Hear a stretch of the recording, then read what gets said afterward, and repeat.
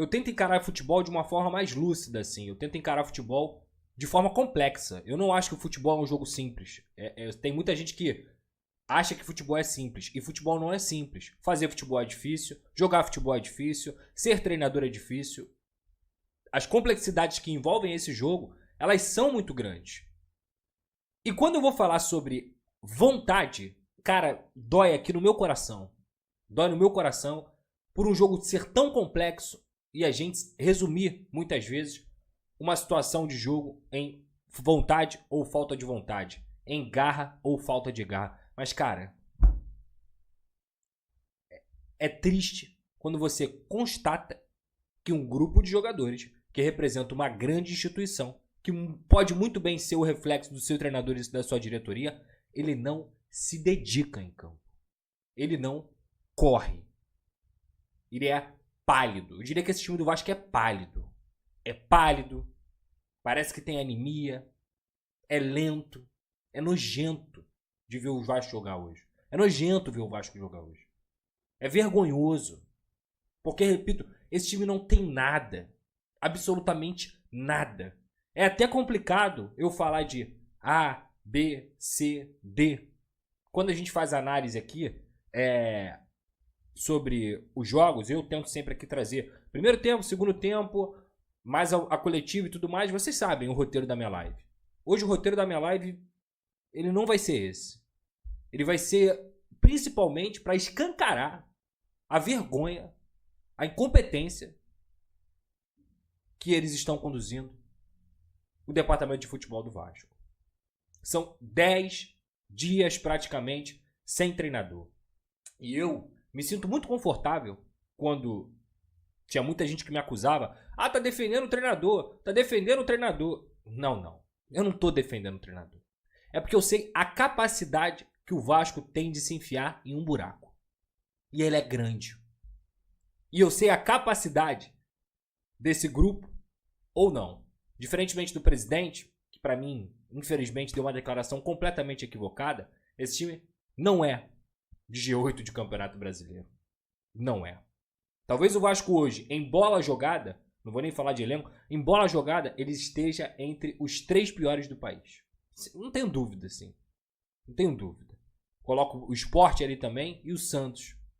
A gente pode colocar aí nessa prateleira de times que não jogam absolutamente nada. E olha que o Sport ainda dá algumas mostras maiores, mas os resultados eles são reflexo disso também. Então, o Carille era um problema? Poderia ser. O Carille era o único problema? Definitivamente não. E quando você demite um treinador que joga feio, tomava muito gol e tudo mais, você perde o quê? Um treinador de futebol. Então você perdeu o técnico. Às vezes, não dá tempo de treinar. O Felipe, com todo o respeito que eu tenho a você, repito, meu ídolo pessoal, Felipe, eu tinha prazer, amor de te ver jogar. Você jogava muita bola, mas muita bola. Assim, assustador. Você jogava mais do que todos esses jogadores ao quadrado. Pode pegar todos aí, todos. Junta todos, não davam o que foi o Felipe como jogador de futebol. Mas, Felipe, talvez você não seja técnico, cara. E o seu trabalho à frente da coordenação técnica do Vasco é muito ruim, Felipe. O primeiro tempo do Vasco foi um vexame. O Vasco poderia... Foi 4-1, né? O primeiro tempo poderia estar 4-1. Porto Cabedelo. O Léo Jardim, que é um dos únicos também que se salvam, ele estava, inclusive, lá mais uma vez, para evitar 2, 3 gols do Porto Cabedelo. Fáceis. Gols fáceis. O gol que o Vasco fez é um gol, assim, que não é construído pra nada. Não tem nenhuma construção ali. É uma bola jogada na área que o João Vitor cabeceia de uma forma milagrosa e acerta. De resto, o Vasco não jogou absolutamente nada. Nada. E sabe o que mais uma vez fez parte do roteiro do jogo do Vasco hoje? Adivinha. Olha, gente, quando eu falo isso aqui é porque como me dói falar que eu avisei, os pontos que a gente citou aqui. Tá tudo acontecendo. O roteiro tá acontecendo. Vai demitir o Carille? Ok, vocês querem demitir o Carille? Demite o Carille tem. Então, mas quem vem? Quem é que vem? Quem vai assumir o Vasco? Ah, o Fernando Diniz. Até nisso, a diretoria é lenta. Tá arriscado. Tá arriscado. Se não correr, se não atender às exigências do Diniz, perdeu o Diniz. E aí quem vem? Tá. Me fala, quem vem? Porque se não atender às exigências que são grandes do Diniz, vai ficar sem técnico. É o Felipe que vai ser o técnico do Vasco. O cara que perdeu pela primeira vez na história para um time venezuelano, na história de um clube brasileiro, de 4. É sério? E o outro ponto que eu vou falar aqui, tá? Jogadores, nunca tirem a responsabilidade dos atletas. Gente, alguém viu? Primeiro, o lateral que o Paulo Henrique cobrou, mas eu vou relevar isso. Alguém viu a forma como o Cocão recebeu a bola no lance que originou o pênalti do Porto Cabídio? Cara, assim, o mapeamento de campo dele. O que é mapeamento de campo? É você fazer isso aqui, ó. Antes de você receber a bola, eu expliquei isso aqui na última live, mas eu vou explicar de novo. Um jogador profissional hoje, que é volante, que joga na posição que o Matheus Cocão joga, é uma posição muito delicada. É uma posição que você tem que ter um entendimento do jogo muito grande. Tanto é que hoje é muito fácil você perceber como os times jogam, muito provavelmente quando você olha para os volantes. Olha para os volantes. Quem são os volantes? Qual é a qualidade desse jogador? Qual é a capacidade dele de dar ritmo no jogo? Qual é a capacidade dele de dar passos que vão quebrar a linha? Qual é a capacidade dele de receber, girar e sustentar a posse? Pode olhar. Os melhores times do mundo, eles vão ter ótimos volantes. Talvez eles não tenham ótimos meias, talvez eles não tenham ótimos atacantes, e quando eu digo ótimos da primeira prateleira, os melhores times do mundo têm ótimos volantes, porque eles fazem o jogo andar.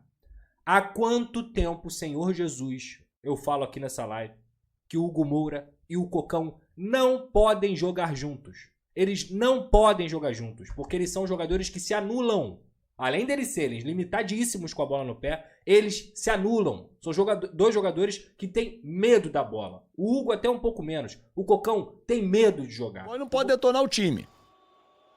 Agora, ele tem participação no resultado, nas escolhas e nas contratações. Porque se a gente olhar para trás, ele foi quem participou das contratações.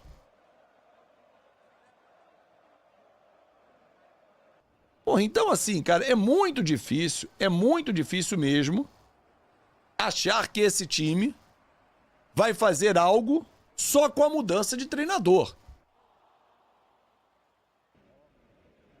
Pô, melhor perder de WO já na Argentina, porque o que eles fizeram hoje foi pior do que se tivesse perdido WO. Não existe isso que o torcedor passou, essa humilhação. E esse time está humilhando cada vez mais o torcedor. Humilhou no 6-1, humilhou hoje no 4-1 e nada acontece. Nada acontece. Nada acontece. Júnior Pires, eu não estou atrás de Salvador, sinceramente, né? Mas acredito que o trabalho do Pedrinho tem duas fases que a gente tem que analisar, que é a administrativa e a futebol. Futebol deixa muito a desejar. Deixa muito a desejar. Pelas escolhas, pelas contratações, que passam pelo Felipe, inclusive. Mas assim, sinceramente, administrativamente, quando a gente fala da RJ, da busca por soluções fora de campo, isso aí esquece. Isso aí esquece. Os salários em dia, isso aí é golaço. Mas os outros gols contra, meu irmão, estão arrebentando. Então, assim, existe uma série de erros no Vasco. E a gente só vai aumentando. Só vai aumentando. Só vai aumentando. Só vai aumentando. O que o Verratti falou na entrevista pós-jogo? Alguém pode me resumir aqui no colégio? Porque eu não estava ouvindo. Não estava ouvindo. Agora, levar gol de anão... Pô, não foi a primeira vez, Rodrigo. Contra o Melgar a gente levou 3. 3 gols. 3 gols. Se alguém puder, resumidamente aqui, botar no chat o que ele falou. Merece nem vai, ninguém no estádio, constrangedor.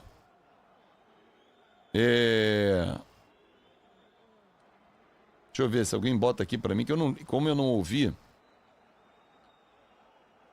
Ó, você que tá agora aqui comigo no pós-jogo, chega deixando o seu like, comenta, compartilha, se inscreve no canal, tem mais de 5.200 amigos aqui conectados com a gente. E vamos juntos, vamos juntos. Deixa eu botar aqui alguns pics que chegaram também aqui, só para atualizar, enquanto eu vou vendo aqui o que ele falou, né? Líbero José, eu tinha botado. O Sérgio da Silva mandou R$5. Que eu sou um cara de palavra, a camisa vai sair pro maior pix da live, tá?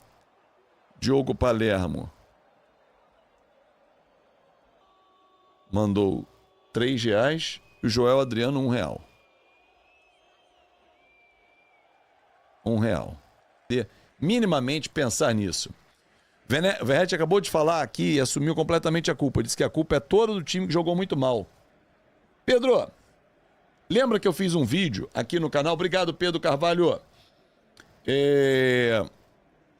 Caio Jamal. Peraí, deixa eu só botar aqui. Peraí, Caio Jamal mandou 120. E o Tadeu Lopes, perdão. Tadeu Lopes mandou 150. Só botar aqui, ó, na tela aqui. Lembra que eu fiz um vídeo, o Pedro? As falhas individuais, Thiago. A organização do time. Não dá. Não dá. Não dá, cara, pra gente poder achar que é tudo normal. Não aguento mais. Não, para com isso, futebol. Para de bobagem. Não é técnico. É técnico também, lá atrás. O trabalho perdido com o Fábio Carilli. Ele falou que a culpa não está nos treinadores, sim nos jogadores. Também, Rogério. Também. E eles têm que assumir e falar: o que a gente fez foi uma vergonha. 1000 desculpas, torcedor vascaíno. O que eu fiz com vocês, o que nós fizemos, envergonha você, torcedor. Que é foda. Torcedor vascaíno, desculpa. Desculpa os termos, torcedor, mas eu talvez passe um pouquinho do tom aqui. Se tiver criança que quiser tirar da sala, acompanhando a nossa live, eu vou subir um pouquinho o tom, tá, torcedor? Porque assim, temos que sentir vergonha. Ele fala aqui, ó, vamos lá, a frase dele. É uma vergonha. Passaram vários treinadores, a culpa é nossa. Cometemos muitos erros individuais em todos os setores. Temos que melhorar até a autocrítica. Não podemos tomar 4 gols. Temos que sentir vergonha. Pedir desculpas à torcida do Vasco. Por isso, Verrete, que você representa o torcedor. Por isso que você representa o torcedor. Você e alguns. E alguns representam o torcedor. Mas a maioria não. A maioria, o que está fazendo com o torcedor é muita sacanagem. É muita sacanagem. Porque é muito fácil empurrar o problema para treinador. Ah, o treinador escala mal, o treinador não tem uma jogada ensaiada, o treinador. E você que entra em campo, que dá aquele passe de lado, que faz uma graça errada. E aí? E você? Não vai assumir a tua culpa, que não sobe? Que não se entrega, que não tem vontade, que não dá uma abafa. Gente, qual foi o último jogo do Vasco que você viu o time do Vasco fazendo uma abafa, uma marcação alta? Quando que você viu isso? Gente, quem tá mandando superchat aqui, daqui a pouquinho eu vou atualizar tudo aqui, tá? Mas quando que você viu o Vasco fazer isso? Qual jogo? Cite um jogo.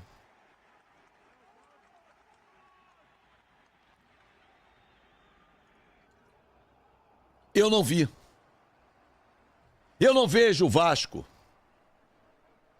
Eu não vejo o Vasco fazer isso.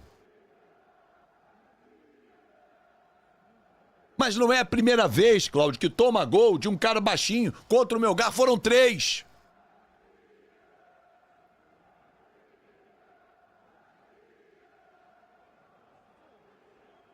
Porra, cara, é brincadeira, meu irmão. É brincadeira.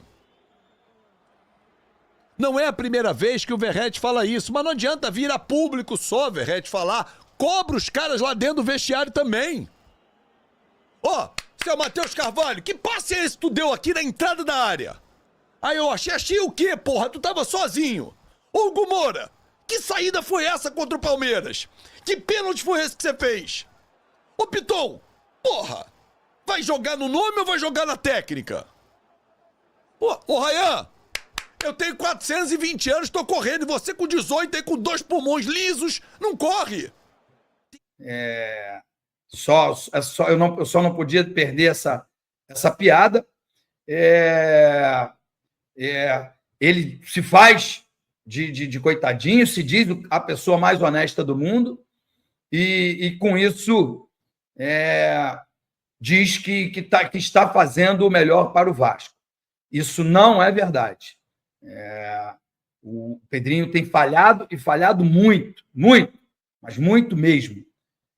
Mas, dentro do campo, que é o que importa, parece que o Vasco optou por jogar as Copas, por focar nas Copas. Porque uma eliminação precoce nessa Sul-Americana, que é um campeonato que é possível, que dá para o Vasco ganhar, né? Dá porque o Vasco é gigantesco, mas não porque tem um elenco pronto assim para ganhar uma competição. A gente viu alguns times muito mais preparados, né? Por exemplo, o Corinthians meteu 3-0 no Vasco e ontem tomou um passeio do América de Cali, só para ter um exemplo de um jogo que eu assisti ontem na televisão. Então, assim, por quê? Porque quando um presidente ganha um título, ele fica muito grande dentro do clube.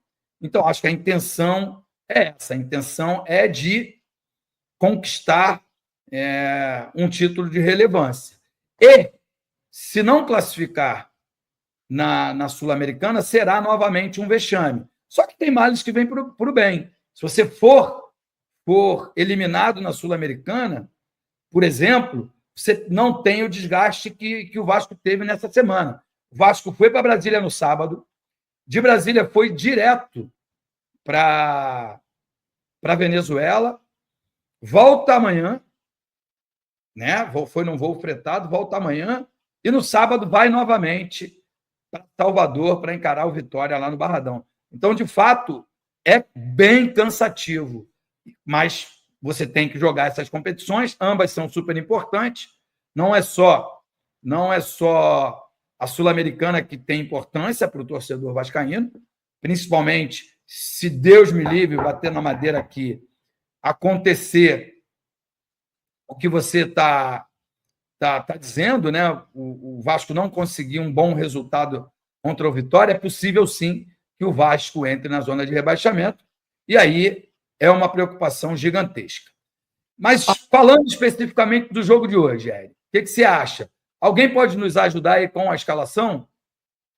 Edmundo, o que eu acho no jogo de hoje é o que eu acho, assim, de verdade, eu entro em campo, na minha cabeça, né? Eu entro em campo com um pensamento muito, muito preocupante de no próximo jogo do Campeonato Brasileiro, Edmundo. Porque eu preciso, no Campeonato Brasileiro, eu preciso garantir uma vitória contra o Vitória no Barradão. Eu necessito dessa vitória. O jogo de hoje não é um jogo que você fala assim, esse jogo aí é muito decisão, é muito decisivo. Não é. Não é tão decisivo. Decisivo é contra o Vitória no Barradão. Porque se a gente entrar na zona de rebaixamento, por exemplo, tem uma negociação se arrastando, uma possível negociação se arrastando, pelo que eu leio, pelo que eu vejo, com o Fernando Diniz. O Fernando Diniz é um excelente treinador. Só que assim, cara, a situação está se arrastando, né? Existe uma negociação. Pô, o Fernando Diniz, ele vai querer pegar, Deus me livre, um Vasco na zona de rebaixamento? Pô, ele vai falar, peraí, só um minutinho, essa negociação acho que não deu certo. Porque não vou, eu agora, Fernando Diniz, pegar um clube que está numa zona de rebaixamento, até porque eu não vou chegar e falar, galera, ó, eu cheguei, hein? Vamos começar a ganhar agora. Não, leva um tempo.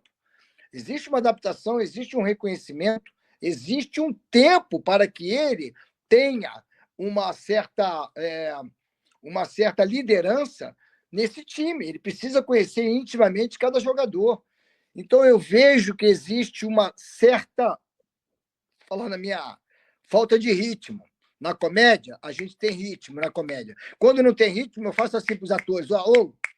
Eles já entendem que vamos embora, meu irmão. Acelera, é ritmo. Então, falta um ritmo, um certo ritmo para as negociações. Porque talvez estejamos esperando que o Felipe vença. Felipe, que eu digo, o Vasco, o time vença hoje, e que possivelmente possa vencer no Vitória, lá no Barradão. Aí, peraí, pode ralentar essa negociação. Quanto mais se demora, mais tempo estamos perdendo. E o Vasco, infelizmente, não tem mais tempo a perder. Na minha humilde opinião.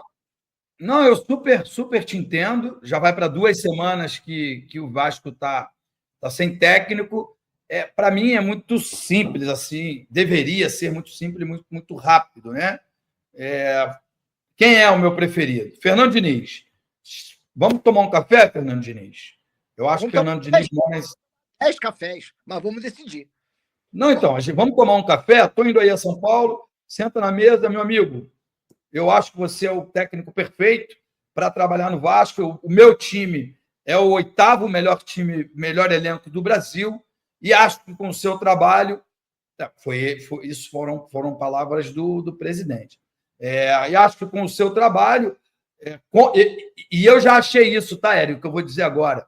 Quando o Diniz, em 2023, pega o Fluminense, bate campeão da Libertadores da América, na minha opinião, ele fez jogadores nota 6 virar nota 7, nota 7 virar nota 8, e nota 8 virar nota 9, e nota 9 virar nota 10.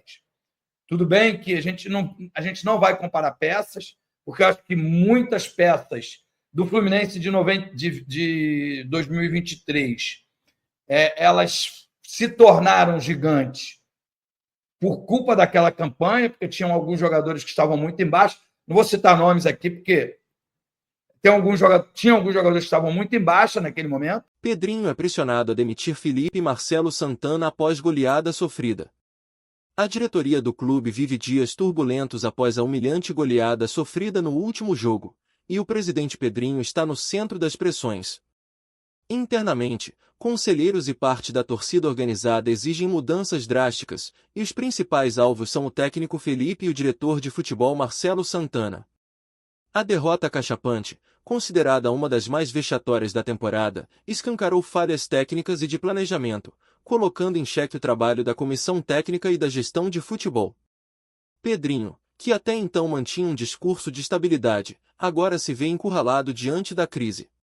Fontes ligadas ao clube afirmam que reuniões emergenciais estão sendo realizadas, e a possibilidade de demissões nas próximas horas não está descartada. A pressão externa também cresce nas redes sociais, onde torcedores pedem por renovação imediata no comando técnico e na direção esportiva. Conselho cobra resposta imediata de Pedrinho. Conselheiros do clube marcaram uma reunião extraordinária e devem formalizar um pedido de explicações ao presidente. Internamente, já se fala em corte necessário para estancar a crise antes que ela afete o restante da temporada. Há também temor de que a crise técnica e administrativa respingue nas finanças do clube, especialmente em patrocínios e bilheteria.